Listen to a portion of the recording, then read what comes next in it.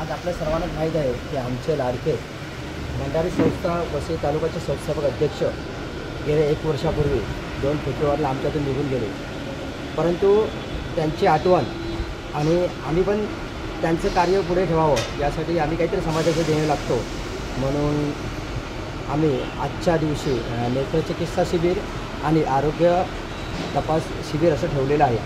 आणि यासाठी या डेपोचं फार सहकार्य लाभलेलं आहे, कारण की आपल्याला त्यांनी जागा उपलब्ध करून दिलेली आहे. त्याचबरोबर बाकी आपल्याकडे जे डॉक्टर आलेले आहेत त्यांची नावं मी घेतोच. पण सर्वप्रथम मी असं म्हणेन की आपल्या अखिल भारतीय भंडारी समाजाचे उपाध्यक्ष माननीय ललित चव्हाण साहेब इथे उपस्थित झाले होते. त्यांच्या हस्ते दीप प्रज्वलन करून साहेबांना हार वगैरे घातल्यानंतर श्रद्धांजली अर्पण करू आणि त्यानंतर बाकीच्या कार्यक्रमात सुरुवात करू. अध्यक्षांना मी विनंती करतो आपल्या की त्यांचे हो हो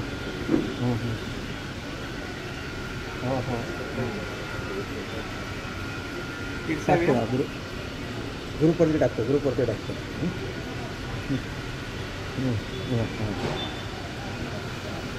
5 मिनिट फोन करतो मी तुम्हाला डेपोमध्ये आहे कार्यक्रम.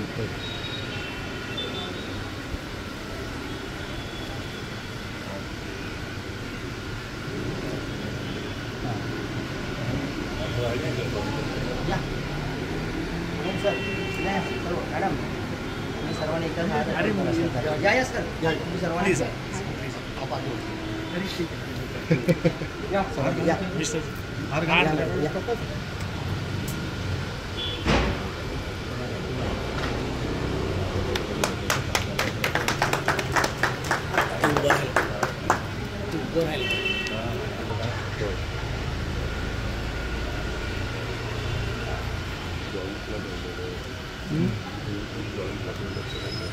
नाही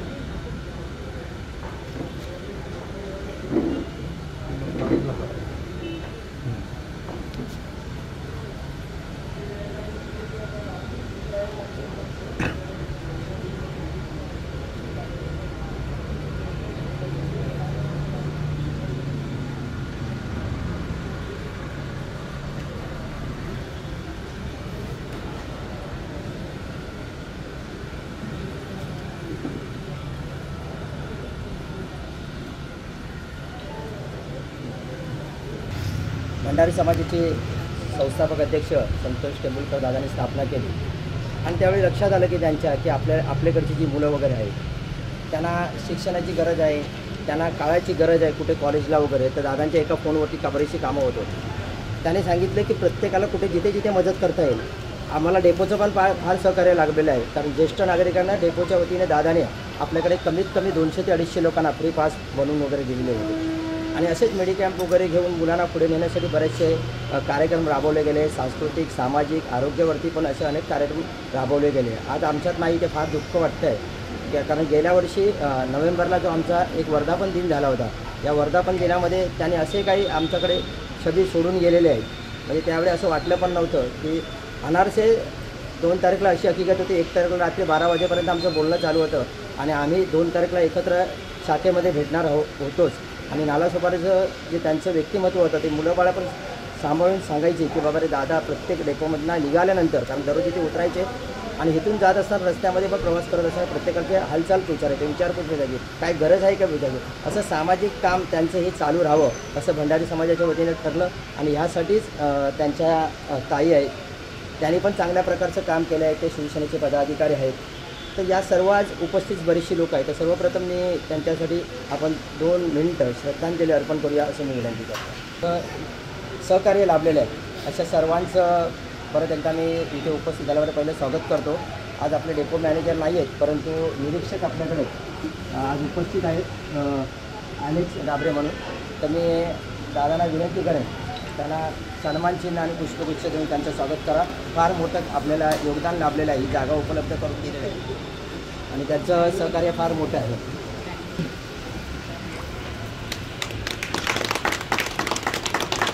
वगैरे करतात त्यावेळी आपल्याला आपल्या लोकांसाठी किंवा आपल्या एका फोनवरती लोकांना बरीचशी सूट दिलेली आहे, मुभा दिलेली आहे. वेळ प्रसंगी पेमेंट ठेवून पण त्यांनी लोकांचे ऑपरेशन केलेले आहे. आम्ही नंतर देतो म्हणून सांगा एका फोनवरती. तर त्यांचं आमच्या समाजासाठी आणि माझ्यासाठी फार योगदान आहे. कारण गेली अनेक वर्ष म्हणून मी प्रकाश चाळीच्या वतीने जीवन गौरव पुरस्कार पण आम्ही त्यांना दिलेला आहे. तर त्यांना पण सन्मान चिन्ह आणि पुष्पगुच्छ कार्याध्यक्ष सुभाष पडवळे सरांना विनंती करतो की त्यांचा सत्कार करावा.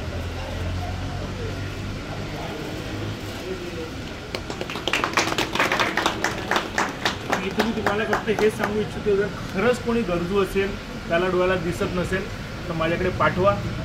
गॅरंटी देतो तुम्हाला की त्याला काही ना काही हेल्प करेल. फक्त पैशासाठी बनत नाही आहे, तुम्ही पैसे विसरून जा, पण तो खरंच गरजू असलं पाहिजे. नाही तर आजकाल काय झालं की काही लोक गैरवापर करतात. कारण मी वर्षातून कमीत कमी 1000 ऑपरेशन फ्री ऑफ कॉस्ट करतो, मुंबई बाहेर जाऊनसुद्धा. तर मी इथेही करू शकतो, मला काहीच प्रॉब्लेम नाही. पण मला फक्त हे म्हणायचं की तुम्ही लोक जे पाठवणार त्यांनी कोणी गैरफायदा घेणार नाही. इतकं माझ्याकडे वेळ नसतो, माझी कामं मला असते. बघा मी डायरेक्ट म्हणतो की जर सामाजिक कामं करायची असेल तर पहिले माझं घर बघावं लागेल आणि माझी सोय कशी होते तेही मला बघावं लागेल. त्याच्यानंतरच मी सामाजिक काम करू शकेल. त्यासाठी एकच विनंती आहे, कोणालाही असेल मी ओपन देतो, माझं कार्ड आहे, यांच्याकडे माझे नंबर आहेत, सगळं आहे. सांगा हा गरजू पेशंट आहे सर, याला मदत करा. नाही केली तर मला तुम्ही पकडा, घेऊन जा, मी तुम्हाला म्हणतो. नक्की सरांनी म्हणजे मी ज्या वृद्धाश्रमामध्ये मी सरांना घेऊन गेलो आहे तर त्यांना सहकार्य केलं आहे. ऑपरेशनसाठी असो, चष्मांसाठी असो, अनेक अशी मोफत शिबिरे घेऊन त्यांना औषधं होईल माझ्याकडे. मी फ्री बघायचं तर डॉक्टरची फीस तर सोडूनच द्या, ते मी करू शकतो कारण त्याच्यात माझं काही जात नाही. पण बाकीच्या ज्या गोष्टी असतात, औषध असते, बाहेरचे लोक मला कंपनी काही मशीन फ्री देत नाही, लेन्स फ्री देत नाही, तरी मी त्याच्यातही सहकार्य करायला तयार आहे. पण तो माणूस गरजू असलं पाहिजे, त्याचा गैरवापर नाही झाला. आणि सर्वात महत्त्वाचं म्हणजे नालासोपारा वसई एरियाला यांचं हॉस्पिटल अवेलेबल आहे. मुंबईला तर आहेतच, पण आपल्याकडे आहे. आपले 4 हॉस्पिटल आहेत. नालासोपारा ईस्टला आहे, नालासोपारा वेस्टला आहे, विरार ईस्टला आहे, विरार वेस्टला आहे. कुठेही पाठवा, माझा नंबर द्या, काहीच प्रॉब्लेम नाही, करेल मी. ते त्यांच्या जोडीला काम करत असतात आणि त्यांचे पण चष्माचे पुष्कळ दुकान आहेत. आणि आम्हाला माझे खास मित्र आहेत, अँटी करप्शनमध्ये वगैरे काम करतात, म्हणजे नॅशनल लेवलला. तसे त्यांना पण पुष्पगुच्छ आणि सन्मान चिन्ह देऊन संसदकर साहेबांना विनंती करतो. आणि संसदकर साहेब हे आमच्या संस्थेचे सचिव आहेत.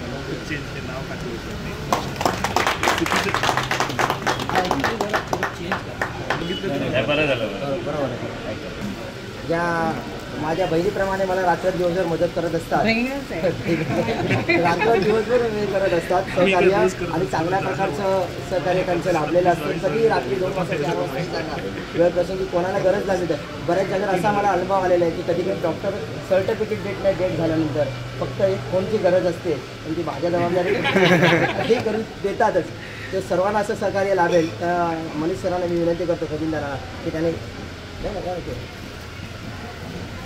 ते सर्टिफिकेट फार डेंजरसच मी नाही देत कोणाला. मी सांगतो मी नाही देत कोणाला. मी म्हणतो मी डोळ्याचा डॉक्टर, तसं नाही म्हणत आहे. मी डोळ्याचा डॉक्टर तर मी देऊ शकत नाही. त्यामुळं तुम्हाला म्हणतात लोक तुम्ही डोळ्याचे डॉक्टर आहे, पहिले MBBS आहे, देऊन टाका. थांबा थांबा. मी स्वतः हजर असतो आणि मला त्या पेशंटची माहिती असते, कारण ती रिस्क आपण घ्यायला तयार असतो. त्यामुळे त्यानंतर Vinay Mishra sir, doctor Vinay Mishra sir, त्यांचं पण स्वागत काही ना सांगतो की त्यांनी करावं. ताई या पुष्पगुच्छाने.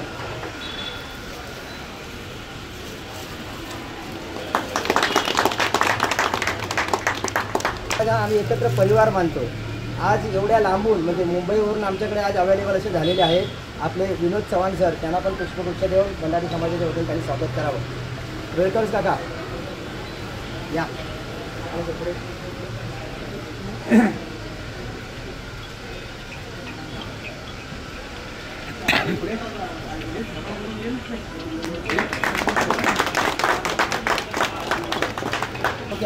बंडारी समाजाला एवढं मोठं वरदान लाभलेलं आहे ते दानशूर भागोजी कीर यांचे वंशज आणि त्यांचे नातू आज इथे अवेलेबल आहेत, ज्यांनी स्मशानभूमीसाठी दादर स्मशानभूमीसाठी एवढ्या मोठा राखीव भूखंड एवढा मोठा स्वतः विकत घेऊन तो भूखंड दिलेला आहे. आणि त्यांचा जन्म या रत्नागिरी जिल्ह्यामध्ये झालेला आहे, रत्नागिरीमध्ये झालेला आहे. आणि वयाच्या एक कमी वयामध्ये त्यांनी रत्नागिरी जे शहर सोडलं आणि मुंबईला आलं. आता समोर तुम्हाला म्हणजे मला वाटतं बँक ऑफ इंडिया म्हणा किंवा बरेचसे जे स्टेडियम वगैरे आहेत ते मॅनेजमेंट गुरु म्हणून त्यांना एक मोठी उपाधी मिळाली पाहिजे किंवा भारतरत्न त्यांना मिळायला पाहिजे असं त्यांचं कर्तृत्व आहे. पण लोकांपर्यंत पोचवायला थोडंसं वेळ गेला असं मला वाटतं आणि आम्ही ते आता त्याचं प्रबोधन करत आहोत आणि नक्कीच ती गोष्ट आणू. तर विलास कीर सरांना मी विनंती करतो, त्यांचे नातू आहेत देखील मान्यकर उपाध्यक्ष या या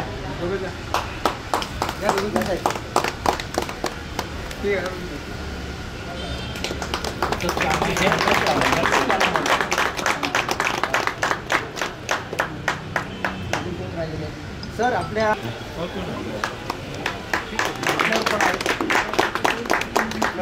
आज इथे आलेले आहे आणि प्रथम आम्ही पुण्यतिथी दादांचं इथे साजरा केला आहे. तर त्याला विनंती करतो त्यांच्या श्रद्धांजलीचा कार्यक्रम त्यावेळी 2 मिनटं त्यांनी आम्हाला त्याविषयी माहिती दिली. पहिलं म्हणजे तेंडुलकर साहेबांना श्रद्धांजली पहिली देतो. कार्यक्रम घेतात पहिल्या वर्षाचा. डॉक्टर साहेब मी भंडारी आहे आणि माझ्यासमोर जमलेले सगळे भंडारी आहेत. आपले तेंडुलकर साहेब भंडारी समाजाचे नेते होते. थोडं भंडारी समाजाबद्दल बोलतो. असं नको व्हायला की बाकी तुम्ही इतर लोक असताना मी त्या समाजाबद्दल बोलायचं. तर ह्या तेंडुलकर आमचे साहेब सामान्यातला असामान्य माणूस. मला वाटतं म्हणजे सामान्य माणसासारखा वावरणारा पण असामान्य काम केलं त्यात. म्हणजे विरार वसई नालासोपारा हा सगळा भाग त्यांनी जोडला एक हार्डली 4-5 वर्षामध्ये. एवढं मोठं नेटवर्क भंडारी समाजाचं त्याने उभं केलं आहे आणि प्रत्येक माणसासाठी तो उभा राहिला. फार कमी म्हणतो आपण स्वामी समर्थ म्हणतो की भिवू नकोस मी तुझ्या पाठीशी आहे, पण तशा प्रकारची भूमिका त्यांनी स्वतः वटवली. बरोबर ना, रुमडे साहेबांना या सगळ्यांना बरोबर घेऊन त्याच्यामुळेच ते भंडारी समाजामध्ये अतिशय लोकप्रिय झाले. आज त्यांच्या 1 वर्षानंतरच्या कार्यक्रमाला सुद्धा एवढे सगळे माणसं सगळ्या समाजातली माणसं काम त्यांचं जे हे आहे रिमेंबरन्स ते घेत आहेत. फार मोठी गोष्ट आहे की आपल्यातला माणूस जातो त्याची आठवण जसं आपण आपल्या आईवडिलांची आठवण कितीला करतो फक्त, पण तुम्ही त्यांच्या मृत्यूच्या दिवशीसुद्धा तुम्ही ते कार्यक्रम करताय. मग असं यांनी सांगितलं होलम साहेबांनी की समाज कसा आहे. साहेब मी राजापूर तालुक्यातला आहे. आमच्याकडे जवळ 200-250 गावं आहेत. त्या 250 गावं जवळजवळ 54 गावं समुद्रकिनारी आणि खाडीकिनारी आहेत. भंडारी समाजाची ओळख काय तर खाडीकिनारी आणि समुद्रकिनारी वावरणारा समाज म्हणजे भंडारी समाज. आता तिथे का आला तो भंडारी समाज तर शिवाजी महाराजांचे पहिले आरमार प्रमुख मायनाक भंडारी होते आणि त्यांनी ही सगळं ही व्यवस्था आहे. पहिले जे आरमार झालं तयार झालं त्याच्यामध्ये भंडारी समाजाची सर्वात जास्त इन्व्हॉल्वमेंट होती. म्हणजे फक्त भंडारी समाजाचाच आरमार नव्हतं पण मॅक्झिमम लोक भंडारी समाजाचे होते आणि बाकी इतर समाजातली माणसं घेऊन त्यांनी पहिलं महाराजांसाठी 1656 साली आरमार बनवायला सुरुवात केली. 1662 साली ते आरमार पूर्ण तयार झालं. आणखी मायनाक भंडारी त्यांचे पहिले आरमार प्रमुख बनले. मग त्यांनी काय व्यवस्था केली कारण त्यावेळेला इराण आणि इराकमधून सिद्धी यायचं. म्हणजे आक्रांत होते परप्रांतीय लोक म्हणजे परदेशातून आलेली लोक इकडच्या समुद्रकिनाऱ्यावर व्यापार करत असत. ते फार मोठा व्यापार चालत होता. त्यांचंच नाही तर जवळजवळ 24 आक्रांत होते. इंग्रज होते, फ्रेंच होते, डच होते, पोर्तुगीज होते की ज्यांनी भारतातसुद्धा राज्य केलं आहे. तर ह्या सर्वांवर एक जवळजवळ 24 आक्रांत समुद्रामध्ये होते. त्यावेळेला ते हे सगळे लोक परदेशातली जी लोकं होती त्या इकडच्या महिलांवर स्त्रियांवर अत्याचार करायचे. इकडच्या लोकांचं लुटायचं धनसंपदा होती ती लुटत होते आणि घेऊन तिकडे जात होते. आज आपण नेहमीच हे सगळं पाहतो. आज इंग्लंड हा देश सर्वात श्रीमंत देश बऱ्यापैकी श्रीमंत देश आहे. त्यांना आपण गेल्या वर्षीच मागे टाकलं आहे. म्हणजे आपली जी वेल्थ आहे त्याच्यामध्ये गेल्या वर्षीच टाकलं आहे. आता आपण मला वाटतं 3.65 आहोत ट्रिलियन डॉलरच्या ह्याच्यामध्ये आहोत. तर तो सुद्धा त्यावेळेला त्याने $55 ट्रिलियन एवढी व्हॅल्युएबल मटेरियल म्हणजे संपत्ती भारतातून तेव्हा तिकडे घेऊन गेले. म्हणजे विचार करा जे भारताला सगळ्यांनीच लुटलं आहे. हिंदुस्थानाला त्यावेळी सगळ्यांनीच लुटलं आहे. कोणी सोडलं नाही. म्हणजे युरोपियन देश जे कोण मोठे झाले इव्हन अरेबियन देश जे कोण मोठे झाले ते फक्त भारतावर म्हणजे तेव्हा भारत तेव्हा चिडिया म्हणजे सोन्याचे चिडियाघर समजत होते. तर अशा परिस्थितीमध्ये इकडच्या आई बहिण्यांची संरक्षण करणं हे त्यावेळी महाराजांनी अपॉइंट केलेल्या आरमाराचं प्रमुख काम होतं. कारण ते याच्यातून यायचे, गलबतातून यायचे किंवा त्यांच्या जहाजामधून यायचे आणि यांना ते लुटायचे. आणि ते काय इकडून बरोबर त्यांचं काय कुटुंब नव्हतं, त्यांची बायका पोरं नव्हती, कोणी बायका किंवा महिला कोण नव्हत्या, मग इकडच्या बायका होतून ते घेऊन जायचे. आणि त्यांच्या आता ते मुस्लिम धर्माचे असल्यामुळे त्यांच्याकडे त्यांना कितीतरी या सगळ्या गोष्टीची हे होती. तुम्हाला माहिती आहे अकबराला तर 5,000 बायका होत्या, बरोबर ना? 5,000 बायकाचा त्याचा संसार होता. म्हणजे आक्रांता काय होते तुम्हाला मी सांगितलं, एक उदाहरण तुम्हाला सांगितलं. अशा परिस्थितीमध्ये मायनाक भंडारीने हे सगळं क्षेत्र सांभाळलं महाराजांचं. आणि मग ते सगळे व्यापार, आता हे सगळं स्वराज्य काय फक्त असंच म्हणजे काय म्हणतात ते युद्धावर चालत नाही, स्वराज्याला पैसा पण लागतो. आणि हा सगळा व्यापार अरेबियन समुद्रामध्ये होत होता. त्याच्यापूर्वी हे 24 आक्रांता हे सगळे म्हणजे जो जकात होती ते सगळे बाकीचे इतर लोक सगळे जमा करत होते. आणि महाराजांनी पहिलं जे अपॉइंट केलं यांना मायनाकना आणि त्याला सांगितलं यांच्याकडून सगळ्यांकडून हे आपलं हिंदुस्थान आपलं आहे, स्वराज्य आपलं आहे, त्यांच्याकडून जकात वसूल केली पाहिजे. कारण व्यापार करतात, इथल्या लोकांना लुटून घेऊन तिकडे जातात, सगळा माल तिकडे घेऊन जातात. मग त्याने जकात वसुलीचं पहिलं काम हे मायनाकने सगळ्या भागामध्ये केलं. आणि प्रत्येक गावामध्ये मग माणसं ठेवली, आपल्या समाजातली माणसं उभी केली. म्हणून माझ्या तालुक्यामध्ये 54 गावं आहेत, समुद्र किनारी आणि काडी किनारी सगळ्या 54 गावामध्ये भंडारी वाड्या आहेत. कित्येक गावात तर पूर्ण भंडाऱ्यांची आहेत. त्यांचं काम हेच होतं की तिकडे आलेल्या आक्रांतावर देखरेख ठेवायची, त्यांना पराभूत करायचं, त्यांना थांबवायचं त्याच्यासाठी, त्यांना प्रतिकार करायचा आणि तिकडे जाणाऱ्या व्यापाऱ्यांकडून जकात वसूल करायची आणि ती स्वराज्यामध्ये द्यायची. कारण तुम्हाला आपल्याला सर्वात माहिती आहे सगळ्यांना, सिंधुदुर्गातले बरीच माणसं असतील इथे. सिंधुदुर्ग किल्ला सर्वांना माहिती आहे. गेल्या वर्षी 4 नोव्हेंबरलाच भारताच्या पंतप्रधानांनी तिकडे नेव्हीचा फार मोठा कार्यक्रम केला. कारण भारतातली हिंदुस्थानातली पहिली नेव्ही शिवाजी महाराजांनी तयार केली, ती पण मायनाक भंडारीच्या लिडरशिप खाली केली. तर तो किल्ला आहे तो बांधायला सुरुवात केली 1664 साली आणि महाराजांना 1664 सालीच आग्र्याला जावं लागलं. तुम्हाला माहिती आहे ना, महाराजांना आग्र्याला म्हणजे तो सिद्धीबरोबर तह झाला. हार्डली 20 किल्ले फक्त महाराजांकडे राहिले, 200 किल्ल्यातले 20 किल्ले राहिले, 10% किल्ले राहिले. स्वराज्य कोलमडलं. महाराज औरंगजेबाच्या दर्शनाला गेले, 2-2.5 वर्षाचा काळ त्याच्यामध्ये गेला. आणि महाराज जेव्हा 1665 साली इथे आले, महाराष्ट्रामध्ये परत आले संभाजींना घेऊन, तर त्यांनी सगळी स्वराज्याची व्यवस्था पाहिली. सगळी विस्कळीत व्यवस्था होती, कारण रिसोर्स काहीच नव्हता, फायनान्स काहीच नव्हता. आणि फक्त हार्डली महाराजांकडे 20 किल्ले आहेत. स्वराज्य कसं चाललं असेल विचार करा. आपली स्वराज्याची मिलिटरी होती, तिची पण मुवमेंट जवळजवळ बंद झाली होती, फक्त आरमार चालू होतं साहेब. आणि तेव्हा त्यांनी पाहिलं की तो सिंधुदुर्ग किल्लासुद्धा, किल्ल्याचं बांधकाम थांबलं नव्हतं. तो एकमेव किल्ला सिंधुदुर्ग किल्ला बांधला जात होता आणि त्याला लागणारी सर्व रसद आणि त्याला लागणारा सर्व फायनान्स त्या मायनाक भंडारींनी दिला. आणि 1665 साली सिंधुदुर्ग किल्ला तयार झाला. आणि शिवाजी महाराज जेव्हा आले, रायगडावर आले, तेव्हा त्यांनी पहिलंच सिंधुदुर्गाला हे केली, भेट दिली. तर तेव्हा तो किल्ला आणि त्या किल्ल्याचं उद्घाटन केलं. सांगायचं म्हणजे एवढं मोठं काम त्या मायनाक भंडारीने केलं. आता त्याचा आर्किटेक्ट तुम्हाला माहिती आहे कोण होते, ते त्या सिंधुदुर्ग किल्ल्याचे आर्किटेक्ट होते, पण बाकी सगळी व्यवस्था मायनाक भंडारीने केली होती. त्याच्यानंतर स्वराज्यावर आलेलं त्या संकटातून जेव्हा महाराज बाहेर पडले, तेव्हा माझ्या सिद्धीचं मोठं जंजिऱ्याला जो सिद्धी होता त्याला कोणी पराभूत करू शकलं नव्हतं. आणि तो मोगलांचं प्रतिनिधित्व करत होता. आणि तो किल्ला घेणं महाराजांना पण शक्य नाही झालं होतं. बऱ्याच वेळा प्रयत्न केले. मग त्यांनी त्याच्या समोरचा किल्ला महाराजांनी निर्णय घेतला हा किल्ला बांधायचा म्हणून.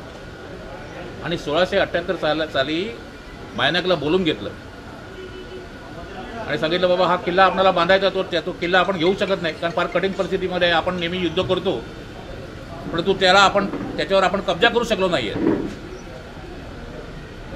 मग जंजिरा समोरचा जो किल्ला आहे तो ह्या मायनाकने बांधला. म्हणजे मायनाक सांगायचं म्हणजे काय, ह्या संपूर्ण ह्या 850 किलोमीटर जी महाराष्ट्राला जो 720 किलोमीटरचा जो समुद्र किनारा किंवा खाडी किनारा लाभला आहे, त्या प्रत्येक ठिकाणी भंडारी आहे. आणि त्यांचे मायनाकाचे वंशज अजूनही आहेत. आम्ही 4 नोव्हेंबर गेल्या वर्षी 4 नोव्हेंबरच्या अगोदर कार्यक्रम केला होता मालवणला. आरमाराचं शस्त्र प्रदर्शन केलं होतं, महाराजांच्या आरमाराचं शस्त्र प्रदर्शन, त्याचं उद्घाटनसुद्धा करण्यासाठी 3 मायनाक आले होते. सिंधुदुर्गला सुद्धा मायनाक वाडी आहेत, रत्नागिरीला आहेत आणि अलिबागला पण आहेत. आणि त्याने वसवलेला हा समाज आहे आणि त्याला स्वराज्याची धार आहे. आमचा समाज स्वराज्यासाठी लढला, स्वराज्याला प्रोटेक्शन दिलं आणि विशेष म्हणजे मायनाक कुठलंही युद्ध हरला नाही आणि त्याच मायनाकने इंग्रजांना पराभूत केलं. जगाच्या इतिहासामध्ये इंग्रजांचं आरमार कधीच हरलं नव्हतं, पण 1679 साली इंग्रजांचा आरमार या मायनाकडून हरलं. एवढा मोठा ज्वलंत इतिहास हा भंडारी समाजाचा आहे. आता त्याच्यानंतरचा बघा, हा एक असामान्य माणूस, एक योद्धा, त्याला महाराज निवडतात आणि एवढा मोठा हा होतो, आरमार प्रमुख होतो आणि एवढं मोठं काम करतो. म्हणून मी नेहमीच सांगतो की आपला समाज हा खाडी किनारी आणि समुद्रकिनारी राहणारा आहे आणि आपलं काम पण तेच आहे. आणि याचे डेफिनेशन आहे ना, हे सावरकरांनी दिलेलं आहे. सावरकरांनी सुद्धा सांगितलं, भंडारी म्हणजे कोण? भंडारी हा संस्कृत शब्द आहे. बोटीवर म्हणजे नौका ज्या असतात, बोटी असतात, त्याच्यावर लढाई करणारा, त्याच्यावर होणारा व्यापाराला प्रोटेक्शन देणारा, त्याचं खरं नाव भंडारी. ते भंडारपाल वगैरे भंडारी वगैरे नाही, कारण हे सावरकरांनी डिफाईन केलेली व्याख्या आहे, संस्कृत शब्द आहे. तर त्याच्यानंतर बघा, माता यांनी सांगितलं की मुंबईला 9 एकरची स्मशानभूमी दिली होती. सर्वांना माहिती आहे की 1920ला पटकी रोग होता, तुम्हाला सर्वांनाच माहिती आहे. पटकीच रोग ना, तो काय नाव त्याचं? प्लेग रोग होता. प्लेगमध्ये हजारो माणसं मरत होती. म्हणजे असं नाही, ते ह्याच्यासारखंच होतं, ते कोरोनासारखंच होतं. कोरोना तरी माणसं कमी मिळाली, पण तेव्हा औषधोपचारच नव्हता. 1920 नंतरचा काळ जवळजवळ 10-12 वर्षाचा काळ असा गेला आणि मुंबईत तेव्हा स्मशानभूमी नव्हती, बिलकुल. एक गिरगावची स्मशानभूमी होती, बाकीची कुठली फार मोठी स्मशानभूमी नाही. आणि एकाच वेळी एवढी प्रेतं जाळता येईल अशी कुठली व्यवस्था पण नाही. मग तेव्हा हे सगळे पातलेगावकर महाराज होते, आपल्याला सर्वांना माहिती आहे. पातलेगावकर महाराज म्हणजे फार मोठे संत होऊन गेले. त्यांच्या नेतृत्वाखाली मुंबईतली आणि आसपासची माणसं सगळी बागोजी किरांना भेटली आणि धर्म बुडालाय म्हणून त्यांनी त्याला सांगितलं, समजून सांगितलं. कारण आपल्या हिंदू धर्मामध्ये 16 संस्कार असतात आणि आपला अंतिम संस्कार हा तिथे करायचा असतो. माणूस मृत्यूनंतर आपण अंतिम संस्कार करतो, त्याच्यानंतर 10वं करतो. आणि त्या 10व्याचा अर्थच असा असतो की 10व्यानंतर माणसाला स्वर्ग मिळतो असं म्हणतात. म्हणून आपण सगळे संस्कार करतो ना हिंदू धर्मातले, बरोबर की नाही रुमडे साहेब? आणि ते संस्कार तेव्हा होत नव्हते. तेव्हा सगळी प्रेतं खाडी किनारी आणि समुद्रकिनारी जाळली जात होती, तिथे टाकली जात होती, कारण व्यवस्थाच नाही आहे. तेव्हा कुठली व्यवस्था नव्हती आणि ती व्यवस्था तयार करण्याची व्यवस्था कोणीतरी केलं पाहिजे, कोणीतरी हिंदू धर्मातल्या कोणीतरी उभं राहायला पाहिजे. तेव्हा सुद्धा मुंबईत शेकडो फार मोठी माणसं, हिंदू माणसं होती, सेठ लोक होते, हिंदूचे कॅवाली होते, पण कोणीच पुढे आले नाही. पण शेवटी बागोजी किराने या सगळ्या गोष्टींचं हे केलं. बागोजी किरांना कळलं की आता जर आपण इथे उभं नाही राहिलो तर हिंदू धर्म खतरेमध्ये म्हणतात ना, तो खरंच तेव्हा खरोखर खतरेमध्ये होता. कारण ख्रिश्चन लोकांच्या दफनविधीची सगळी व्यवस्था होती, मुस्लिमांना दफनविधी होत्या, पारसी लोकांची व्यवस्था होती, पण हिंदूंची व्यवस्था नव्हती. विचार करा. आणि हिंदुस्थान हा हिंदूंचा देश आणि धर्माचे जर संस्कार झाले नसते तर आपल्या धर्मातल्या कित्येक माणसांनी धर्मांतर केलं असतं, अशी पाळी होती. म्हणजे लाखो लोकांनी धर्मांतर केलं असतं. ते कुणीतरी थांबवणं गरजेचं होतं आणि धर्माचं रक्षण करणं सुद्धा तेवढंच गरजेचं होतं. म्हणून बागोजी किराने मुंबईतली अतिशय प्राईम लँड, आता शिवाजी पार्कामध्ये 40 म्हणजे काय फार मोठ्या उच्चभ्रू लोकांची वस्ती आहे, ते काय नालासोपारा नाही. तर अशा ठिकाणी 9 एकर जमीन घेऊन त्या हिंदू धर्माच्या जी मृत्यू पावतात त्यांची सर्वांची व्यवस्था, त्यांचे अग्निसंस्कार आणि 10व्याचे विधी करण्याची व्यवस्था तिथे केली. आणि तो 9 एकरचा भूखंड आहे. आता त्याच्यावर एवढं महाराष्ट्र सरकारने एवढं इन्व्हेस्टमेंट केलं आहे त्याच्यावर. आता फक्त हार्डली काय 14-15 गुंठ्याचा तो प्लॉट राहिलेला आहे तेवढा, म्हणजे एवढं. आणि त्यामुळे त्या पातलेगावकरांनी तिथे भाषण केलं. पातलेगावकर महाराज तिथे भाषण केलं की आम्ही एवढं मुंबईत फिरलो, हे हिंदू धर्माचं रक्षण करणारे कोण, आम्ही सगळ्यांना रिक्वेस्ट केली, पण कोणी उभं राहिलं नाही. ते उभे राहिले ते बागोजी किर. बागोजी किर का त्यावेळेला फार मोठं श्रीमंत माणूस देशाला बिलियनर होते, देशाला भाग नाही, पण हिंदू धर्मासाठी केलेलं त्यांचं कार्य एवढं मोठं आहे. हे एवढं हिंदू धर्म रक्षक तर निश्चित होते. मुंबईला त्यांनी हिंदू धर्मापासून हिंदू धर्माचं रक्षण केलं, परंतु भारतातलं पहिलं स्वतंत्र देवतेचं मंदिर सुद्धा त्यांनी रत्नागिरीला बांधलं. स्वतंत्र देवतेचं 1920 का 22 साली मंदिर त्यांनी रत्नागिरीला बांधलं. जे स्पृश्य अस्पृश्य समाजासाठी त्यांनी एकत्र सगळ्यांना मंदिर सर्वांना खुलं केलं. एवढंच नाही केलं, स्वतंत्र देवतेचं मंदिर तर उभं केलं, पण त्या मंदिरामध्ये स्वराज्य सहभोजन जे सर्वांनी मिळून, सर्व जातीपातीच्या लोकांनी मिळून, हिंदू धर्माच्या लोकांनी मिळून ते भोजन सुद्धा एकत्र केलं त्यांनी. आणि त्याचं लोण संपूर्ण भारतभर झालं. त्यांनी स्वराज्य भोजन तर केलंच, त्याशिवाय स्वराज्य भजन सुद्धा ही संकल्पना आणली. कारण तेव्हा भजन असा एक प्रकार होता की त्या भजनांना ऐकायला सगळेजण जात होते. हिंदू धर्मातले सगळी माणसं जायची. भजन आणि कीर्तन दोनच गोष्टी हिंदू धर्मामध्ये चालत होत्या. आणि स्वराज्य भजन हे त्यांनी प्रत्येक मंदिरामध्ये करायला लावलं.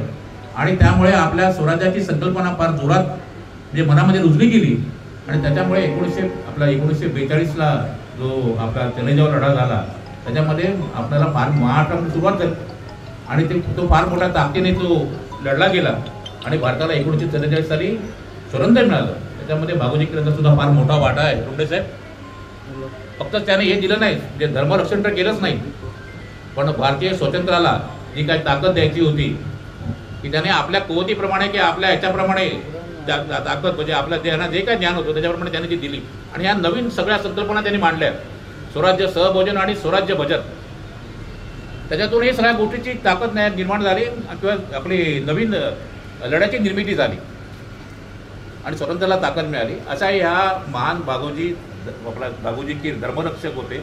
त्यांचं प्रत्येक महाशिवरात्रीला अखिल भारतीय भंडारी समाज महासंघ ह्या सर्वांच्या मदतीने, म्हणजे ह्या सगळ्या भंडारीच नाही तर हिंदू धर्माच्या वतीने तिथे शिवाजी पार्कला कार्यक्रम देतो.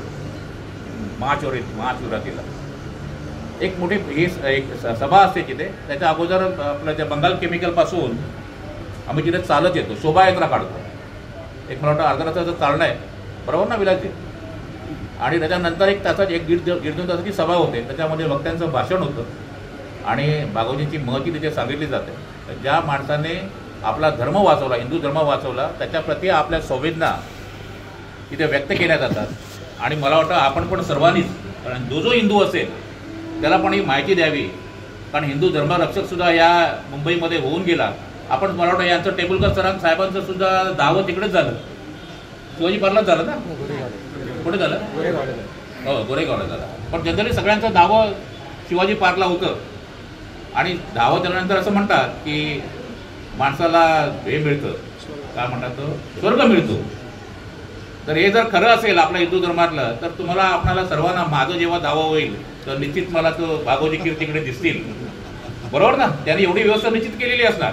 कारण त्यांनी ज्यावरती त्यांनी ते केलं आहे, म्हणजे आपलं सगळी व्यवस्था केली आहे, तर निश्चित त्यांनी तिथे पण व्यवस्था, ते पण आपल्याला तिथे दर्शन देतील. आपणही सर्वांनी त्या 24 फेब्रुवारीच्या कार्यक्रमाला यायचं आहे. आणि आपल्या संवेदना आहेत, ज्या भावना आहेत, तर त्यांच्याप्रती आपल्याला काय प्रत्येकाला बोलता येणार नाही, मला पण तिथे बोलता येणार नाही, परंतु आपण जेवढं जाऊन कमीत कमी त्या भागोजी कीरांना तिथे पुतळा आहे त्यांना नमस्कार तरी करू शकतो, आपल्या संवेदना तरी देऊ शकतो. या ही थोडीशी माहिती होती साहेब. तुम्ही पण सर्वांनी ऐकलंय तर तुम्ही पण हिंदू धर्माचे प्रचारक व्हा. कारण हिंदू धर्माचा प्रसार करणं ही सुद्धा आपली जबाबदारी आहे. मी जसा हिंदू भंडारी आहे तर तुमची पण कुठेतरी जाती असणार ना, हो की नाही?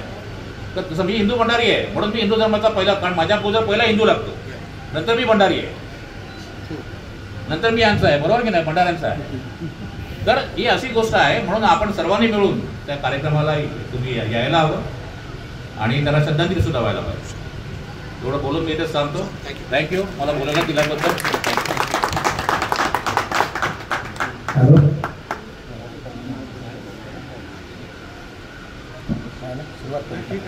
आपले सर्वांचे परत एकदा आभार व्यक्त करतो. आणि कार्यक्रमाला उशीर झाला आहे तर आपण कार्यक्रमाला सुरुवात करूया. मी डॉक्टर सर्वांना विनंती करतो की सेटअप लावून आपण कार्यक्रमाला सुरुवात करूया.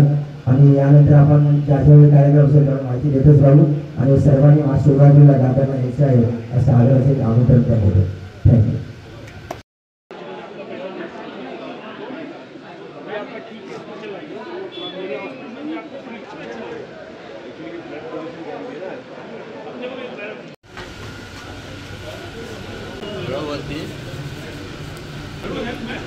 उनका भी ऐसा निकालो.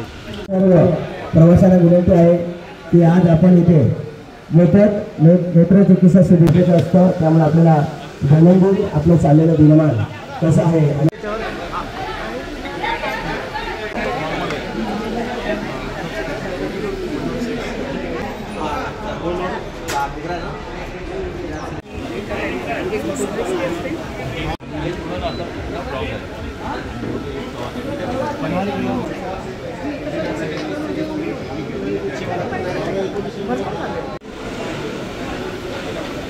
आज आमच्या संस्थेचे भंडारी संस्था वसई तालुक्याचे संस्थापक आणि अध्यक्ष माननीय स्वर्गवासीय संतोष टेंबुलकर दादा यांचा प्रथम पुण्यतिथी दिवस आहे आणि या पुण्यतिथी दिवसानिमित्त भंडारी समाजाच्या मध्ये वसई तालुक्यातील सर्व गरजू आणि ज्यांना गरज आहे असे एक आरोग्य शिबिर आयोजन करण्याचं संस्था आताचे अध्यक्ष माननीय रुमडे दादा यांनी हा प्रस्ताव मांडला होता आणि ह्या सर्वांनी समाज माध्यमांनी एकत्र येऊन हे आरोग्य शिबिर इथे आयोजित केलेलं आहे आणि चांगल्या प्रकारचा ह्या आरोग्य शिबिरासाठी प्रतिसाद मिळत आहे आणि त्यांच्या प्रत्येक पुण्यतिथीला असे समाजोपयोगी चांगले कार्यक्रम व्हावे अशी आमच्या भंडारी समाजाची इच्छा आहे आणि त्यांनी जे कार्य आतापर्यंत सुरू केलेले आहे ते कार्याला कुठेही खंडित न करता ते कायमस्वरूपी चालू राहावं.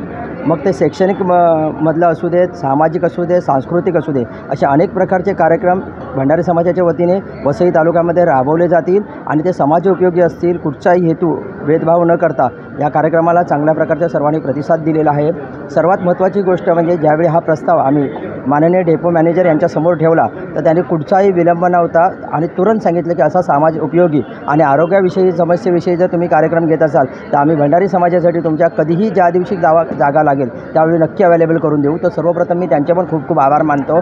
आपल्या संस्थेचे अध्यक्ष आहेत माननीय जयवंत रुबडे साहेब, कार्याध्यक्ष आहेत सुभाष पडवळ साहेब, त्याबरोबर आमचे सचिव आहेत विश्राम संसूरकर आणि आम्हाला मार्गदर्शन वेळोवेळी करत असतात की जी शिक्षणाची चळवळ उभारली असे आमचे सत्यवान रेडकर सर इथे उपस्थित झालेले आहेत.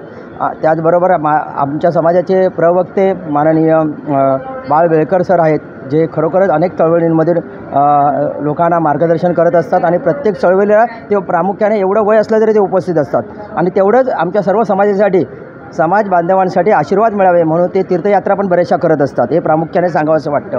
त्याचबरोबर आमच्या समाजामध्ये अशा विविध प्रकारचे सामाजिक सांस्कृतिकमध्ये जे लोक घडली जात आहेत असे आमचे एक भावजी म्हणून म्हणजे आमच्या संस्थेचे खजिनदार मनीष जाधव हे चांगल्या प्रकारचे होम मिनिस्टरसारखे कार्यक्रम घेत असून आता कोकणापासून तर अखंड मुंबईपर्यंत नालासोपारा वसई विरारमध्ये चांगल्या प्रकारचं नाव आहे. त्याचबरोबर आमच्याकडे आमचे छोटे मोठे एक उद्योजक जे आता नवीन भरारी देत आहेत असे नितीन मांजरेकर या संस्थेचे उपाध्यक्ष आहे. हे पण मला सांगायचं गर्व वाटतं. ठीक. नमस्कार, मी जयवंत रुमडे, भंडारी समाज संस्था वसई तालुका. आम्ही स्वर्गीय संतोष नामदेव टेंबुलकर साहेब यांनी दिलेली आम्हाला प्रेरणा म्हणजे समाजकार्य करून लोकांपर्यंत कसं पोचायचं ती आमची पुरी टीम जेणेकरून जे तरुणांना लाजवेल असे आमचे कार्याध्यक्ष पडवळ काका या कार्यक्रमासाठी तळमळीने सहकार्य करून विरारपासून वसईपर्यंत ह्या कार्यक्रमाची प्रचिती सगळ्यांना सांगणं हे काम आमच्या पडवळ काकांनी केलं आणि आपण जे बघतोय पुरं नेटवर्क बाकी आमची टीम आहे. मनीष जाधव आहेत, संसूरकर साहेब, वेळकर साहेब, नितीन मांजरेकर आणि आमची पुरी संपूर्ण भंडारी समाजाची कमिटी यांनी अल्पावधीतच हा कार्यक्रम राबवला आणि जागा आम्ही रेल्वेकडे जागा मागण्याचा प्रयत्न केला पण त्यांचे जे रूल्स आहेत त्याप्रमाणे ती आम्हाला उपलब्ध झाली नाही. तेच पडवळ काका आपले महाकाळ आणि होलम साहेब यांनी एका दिवसातच आपली एस टी महामंडळाकडे लेटर देऊन ही जागा उपलब्ध करून घेतली आणि सुंदर अशी जागा, सुंदर असा कार्यक्रम आपल्या सर्व कार्यकर्त्यांनी राबवला. 250 ते 300 लोकांनी आजपर्यंत येऊन इकडे त्याचा लाभ घेतला. त्याबद्दल सगळ्यांचे धन्यवाद आणि संतोष टेंबुलकरांचं जे कार्य पुढे आपल्याला न्यायचं आहे ते असंच आम्ही पुढे नेण्याचा प्रयत्न करणार आहे. एवढं बोलून थांबतो. जय हिंद, जय भंडारी. धन्यवाद. सच में बहुत सराहनीय काम कर रहे हैं भंडारी समाज सेवा संस्था वसई तालुका की जो टीम है और ऐसे आरोग्य के लिए शिविर होते रहने चाहिए और मैं खास करके आज महिलाओं का भी अच्छा सपोर्ट रहा था कैंप में। मैं चाहूँगी कि महिलाएं आगे आए और अपने स्वास्थ्य के लिए अलर्ट रहें, क्योंकि महिलाओं का इसी रहता है कि पहले मेरा परिवार, मेरा घर, मेरे पति, उसके बाद मैं खाना खाऊंगी। नहीं, आपको भी उतनी ही ज़रूरत है खाने की और विटामिन की, तो आप अपने हेल्थ के लिए जागरूक रहिए। थोड़ी सी भी कुछ भी प्रॉब्लम हो तो आप डॉक्टर को संपर्क कीजिए। और मैं वापस एक बार संतोष जी उनको श्रद्धांजलि अर्पित करते हुए कहूँगी कि उनको हमेशा आप ताज़ा रखिए, जिंदा रखिए, कि वो हमारे साथ हैं और उन्होंने जो एक शुरुआत की है उसको और आगे बढ़ाएंगे। और मैं हमेशा इस संस्था के साथ जुड़ी हुई रहूँगी, ये मैं वादा करती हूँ। धन्यवाद। नमस्कार सर्वांना। आज आमचे संतोष टेंबुलकर यांच्या प्रथम स्मृतिदिनानिमित्त इथे भंडारी समाज संस्था वसई विरार तालुका जे आहे त्यांनी आरोग्य शिबिर ठेवलं होतं आणि आरोग्य शिबिरामध्ये जवळपास 150पेक्षा जास्त लोकांनी याच्यात उत्स्फूर्तपणे सहभाग घेतला। वास्तविक ST महामंडळाचा जो आवार आहे, या आवाराचा एक पुरेपूर फायदा सामाजिक कार्यासाठी सुद्धा केला जाऊ शकतो। आज मंडळाच्या माध्यमातून आणि प्रशासनाच्या माध्यमातून इथे सिद्ध झालेलं आहे आणि हा कार्यक्रम आयोजित करण्यासाठी मंडळाचे पदाधिकारी, बाकीचे जे काही सदस्य मंडळी आहेत आणि समाजातील जे उत्स्फूर्त जे बांधव आहेत यांनी हिरिरीने याच्यात भाग घेतला। बहुतेक लोकांनी इथे भेटी दिल्या आणि आज टेंबुलकर साहेबांची जी अनुपस्थिती आमच्या समाजाला किंवा मंडळाला जी म्हणजे ती अनुपस्थिती आम्हाला जी जाणवते आणि एक त्यांचं एक स्मृती संदर्भात आम्ही चिंतन केलेलं आहे। अशाच प्रकारे आरोग्य शिबिर असेल किंवा इतर सामाजिक उपक्रम असेल, भविष्यात आम्ही मोठ्या प्रमाणावर साजरे करण्याचा प्रयत्न करू आणि या उपक्रमाच्या माध्यमातून जास्तीत जास्त मी समाज बांधवांना आवाहन करतो की भंडारी मंडळ, वसई विरार भंडारी मंडळाच्या आपण संपर्कात यावे, जास्तीत जास्त लोकांनी याचं सदस्यत्व घ्यावे। तसेच अशा प्रकारचे जे सामाजिक कार्यक्रम असतात, ज्याप्रमाणे मी डोंबिवलीवरून इथे उपस्थित आहे, तर स्थानिक लोकांनी सुद्धा याच्यामध्ये जास्तीत जास्त लोकांनी सहभाग घ्यावा आणि इतरांना सुद्धा याचा प्रचार प्रसार करावा, हीच सर्वांना नम्र विनंती करतो। धन्यवाद। जय भंडारी।